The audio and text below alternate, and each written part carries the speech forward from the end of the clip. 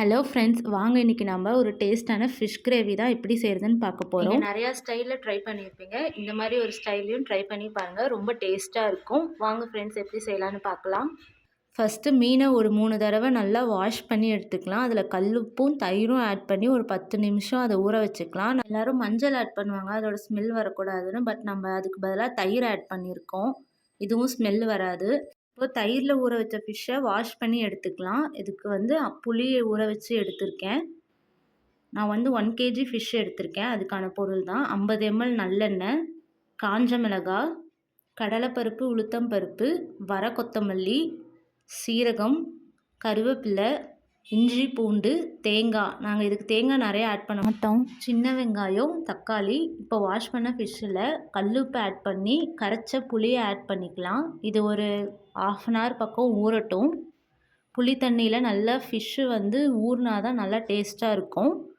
இப்போ நம்ம மசாலா அரைச்சிக்கலாம். ஒரு பேனில் எண்ணெய் ஆட் பண்ணி கடலைப்பருப்பு, உளுத்தம் பருப்பு ஆட் பண்ணிக்கலாம். வரமிளகாவையும் ஆட் பண்ணிக்கலாம். இப்போ எல்லா மசாலாவையும் சேர்த்து நல்லா வதக்கிக்கலாம்.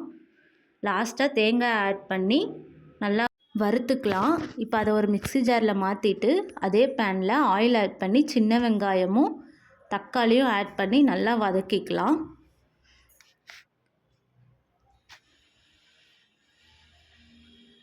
இந்த அளவுக்கு வதங்கினதுக்கப்புறம் ஒரு மிக்ஸி ஜாரில் ஃபஸ்ட்டு மசாலாவை நம்ம அரைச்சிக்கலாம். அதுக்கப்புறமேலு நம்ம வதக்கின வெங்காயமும் தக்காளியும் ஆட் பண்ணி ஒரு 2 பல்ஸ்க்கு மட்டும் அரைச்சி எடுத்துக்கலாம். ரொம்ப நைஸாக அரைக்க வேண்டாம் வெங்காயம் ஆட் பண்ணதுக்கப்புறம்.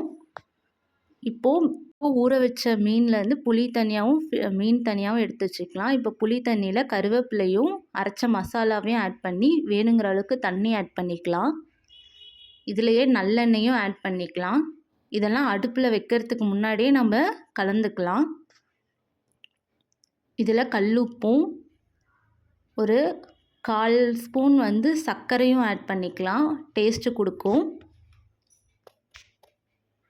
ஆட் பண்ணி இதை அடுப்பில் எடுத்து வச்சு கொதிக்க விட வேண்டியது தான். நல்லா இந்த அளவுக்கு கொதித்து இந்த அளவுக்கு கெட்டியானதுக்கப்புறம் நம்ம ஃபிஷ் ஆட் பண்ணிக்கலாம்.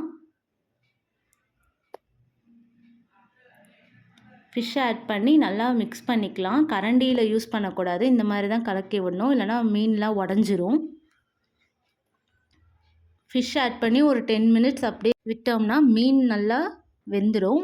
இல்லை, மீன் குழம்புக்கு எண்ணெய் நிறையா இருந்தால் நல்லா டேஸ்ட்டாக இருக்கும். நெக்ஸ்ட் டேவும் வச்சு சாப்பிட நல்லா டேஸ்ட்டாக இருக்கும்.